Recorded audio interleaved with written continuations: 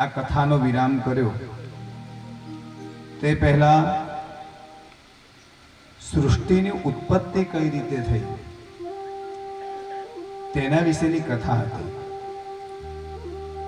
તો જ્યારે આ સૃષ્ટિની ઉત્પત્તિ કરવા માટેનો ભગવાને વિચાર કર્યો,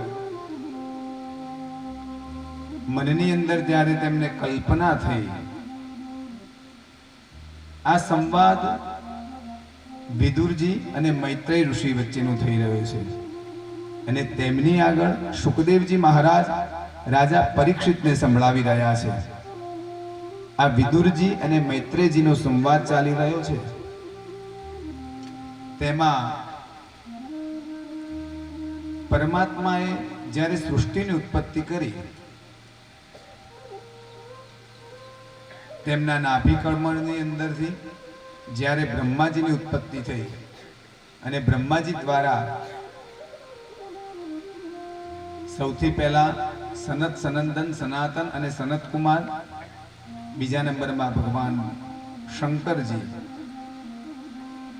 પછી 10 ઋષિઓની ઉત્પત્તિ થઈ।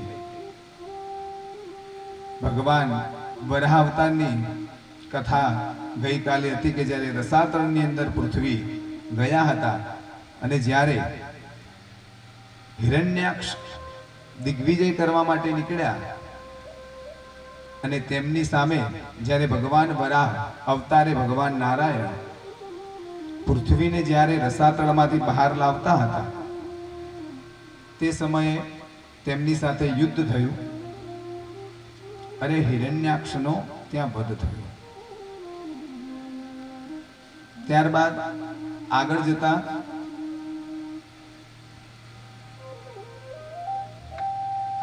તેમના મનુ મહારાજ અને શત્રુપા તેમની ઉત્પત્તિ બતાવેલી છે અને તેમના 5 સંતાનો, એમાં 2 ઉત્તાનપાદ અને પ્રિયવત નામના 2 પુત્રો, તેમની 3 પુત્રીઓ આહુતિ, દેવહૂતિ અને પ્રસૂતિ। આનો જે વંશવૃદ્ધિ થઈ, તે વંશવૃદ્ધિની અંદર આવનારા દરેક સંતાનો ભગવાનના પરમ ભક્ત બન્યા। એમાં જે દેવહૂતિ માતાજી હતા, તેમના લગ્ન કરદમ ઋષિની સાથે થયા અને પ્રસૂતિ અને દેવહૂતિ, પ્રસૂતિ ના લગ્ન દક્ષ પ્રજાપતિની સાથે થયા। આ પ્રકારે જ્યારે તેમના લગ્ન થયા કરદમ ઋષિની સાથે અને તેમના લગ્નના પછી જ્યારે અહીંયા મનુ મહારાજ તેમની પુત્રીઓની સાથે કરદમ ઋષિની સાથે તેમના લગ્ન કરાવે છે અને તે સમયે કરદમ ઋષિ એવી પ્રતિજ્ઞા લીધી, તેમને કહ્યું કે જ્યારે આપણે સંતાન થશે મારે કોઈ, તેના પછી હું સંન્યાસ તરફ પાછો વળી જઈશ। અને જ્યારે તેમને સંતાન થયું ત્યારે તેમને પાછા જવાની વૃત્તિ રાખી। તે વખતે પહેલા તો 12 વર્ષ સુધી જ્યારે માતા દેવહૂતિની સાથે કરદમ ઋષિએ કોઈ વ્યવહારિક સંબંધ નહોતો રાખ્યો। તેમની પરીક્ષા કરતા હતા કે આમની જોડે તપ કરવાની કેટલી તાકાત છે। અને ત્યારબાદ તેમને કૃશ થયેલા જોયા તેમના પત્નીને, ત્યારે ખબર પડી કે આમનું શરીર તો એકદમ જીર્ણ થઈ ગયું છે અને ફરીથી તેમને જ્યારે બિંદુ સરોવરની અંદર સરસ્વતીના તટ ઉપર તેમને કહ્યું કે આપ સ્નાન કરો, અને સ્નાન કરીને પાછા આવ્યા ત્યારે ફરીથી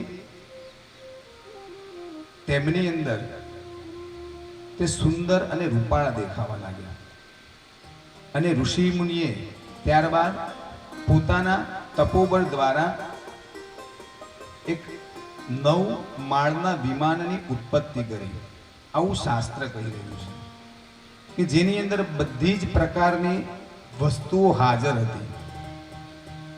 અને તેમની સાથે કરદમ ઋષિએ દરેક પ્રકારના 100 વર્ષ સુધી આખી પૃથ્વી ઉપર ભ્રમણ કર્યું. અને ભ્રમણ કરી અને જ્યારે પાછા આવ્યા ત્યારે તેમને 9 પુત્રીઓને જન્મ આપ્યો છે. અને 9 પુત્રીઓને જન્મ આપ્યા પછી એક વખત જ્યારે બ્રહ્માજી આવ્યા અને બ્રહ્માજીના 10 પુત્રો હતા, એમાંના એક નારદજી હતા. તે નારદજી સિવાય 9 પુત્રીઓના લગ્ન તે બ્રહ્માજીના 9 પુત્રોની સાથે કરાવી દીધા. અને ત્યારબાદ દેવહૂતિ માતાની ઈચ્છાથી જ્યારે ભગવાને કરદમ ઋષિએ તપ કર્યું હતું ત્યારે વરદાન આપ્યું હતું કે આપના ત્યાં હું પુત્ર તરીકે જન્મ લઈશ અને આપના ત્યાં આવીશ. ત્યારે જે સંન્યાસ તરફ જવા માટે વિચાર કરતા હતા અને માતાએ યાદ કરાવ્યું કે તમે જશો તો હું કોના સહારે રહીશ. ત્યારે તેમને કહ્યું કે આપના ગર્ભથી સ્વયં ભગવાનનું પ્રાગટ્ય થશે, આવું ભગવાને વરદાન આપ્યું છે. અને તે સમયે કપિલ મહારાજનું તેમના ગર્ભ દ્વારા અવતરણ થયું. ત્યાં સુધીની કથા આપણે ગઈકાલે કરી હતી. કપિલ મહારાજના જન્મ પશ્ચાત તે પરમ તપસ્વી હતા. અને કરદમ ઋષિ જાણતા હતા કે આજે અમારા આંગણે અમારા ઘરે સ્વયં પરમાત્મા મારા ત્યાં પુત્ર સ્વરૂપે અહીંયા બિરાજમાન થયા છે. અને તે શેના માટે આવ્યા હતા? તો તે જગતનું કલ્યાણ કરવા માટે અને વિશ્વનું કલ્યાણ માટે પરમાત્માએ તેમના ગર્ભથી દેહનું ધારણ કર્યો હતો. કપિલ મુનિ તેમના વચન પ્રમાણે, કરદમ ઋષિ તેમના વચન પ્રમાણે કપિલ મહારાજના જન્મ પછી તેમની પાસે ગયા.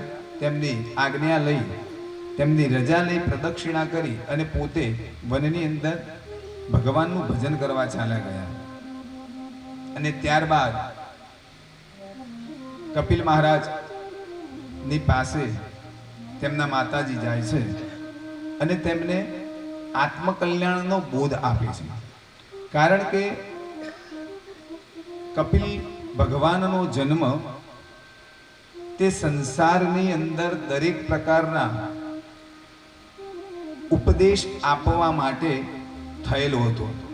અને સાંખ્યનો ઉપદેશ તે કપિલ મહારાજે આપ્યો હતો. આપણા શાસ્ત્રોની અંદર ઉપનિષદો વગેરે જે કંઈ પણ જ્ઞાન છે તે દરેક જ્ઞાનની અંદર ગૂઢાર્થ સમાયેલા છે. અને તેનું સમજણ આપવા માટે પરમાત્મા અલગ અલગ સમયે અલગ અલગ કલ્પની અંદર જન્મ ધારણ કરી અને મનુષ્ય દેહોનું કલ્યાણ કરતા હોય છે. તો જ્યારે તેમના માતા દેવહૂતિ તેમની પાસે ગયા, તેમને પણ ખબર હતી કે મારો પુત્ર તે સ્વયં પરમાત્મા છે. ત્યારે તેમને કહ્યું કે આત્માનું કલ્યાણ થાય એવો આપ માર્ગ બતાવો. કારણ કે તે તો રાજાની પુત્રી હતા અને તેમ છતાં પોતાના પિતાના ત્યાંથી દરેક પ્રકારનું સુખ વૈભવ બધું છોડીને અહીંયા ઋષિની સાથે લગ્ન કરેલા હતા. અને તે પણ પરમાત્માની આજ્ઞાથી. આ પ્રમાણે કપિલ મહારાજ તેમની માતાને ઉપદેશ આપે છે. તેમાં જણાવે છે કે જ્યારે એક બાળક પોતાની માતાના ગર્ભની અંદર જ્યારે જન્મ લેતો હોય તો જ્યારે સ્ત્રી અને પુરુષ દ્વારા કોઈ સંતાનની પ્રજોત્પત્તિ થાય અને જ્યારે એ જીવ પોતાના માતાના ગર્ભની અંદર આવે, પહેલા તો ત્યારે એક બિંદુ જેટલું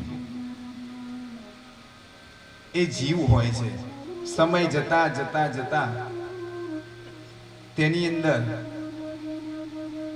ઇન્દ્રિયો એ વાલ જેટલો તે જીવ બને, પછી તેની અંદર જીવ આવે, દરેક પ્રકારની ઇન્દ્રિયો આવે, અને જેમ જેમ તે દેહ પોતાના માતાના ગર્ભની અંદર મોટો થતો જાય, એટલે આજુબાજુ સમુદ્ર અથવા તો આજુબાજુ પાણી, અને તેની અંદર તેને રહેવું પડતું હોય છે. અને તે સમયે તે જીવ અનેક પ્રકારની યોનિઓની અંદરથી પસાર થઈ અને તેની માતાના ગર્ભમાં આવ્યો હોય છે.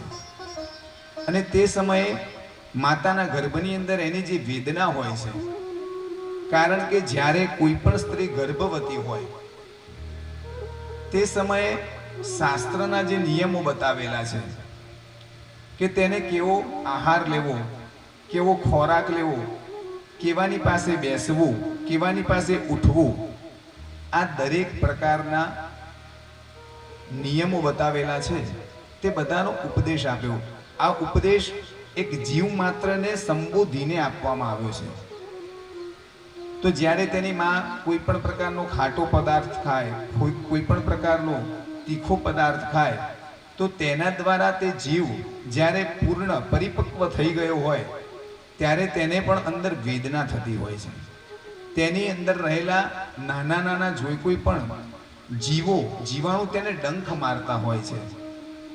અને તે સમયે તે જીવ તે વેદનામાંથી મુક્તિ મેળવવા માટે પરમાત્માની પાસે પ્રાર્થના કરે.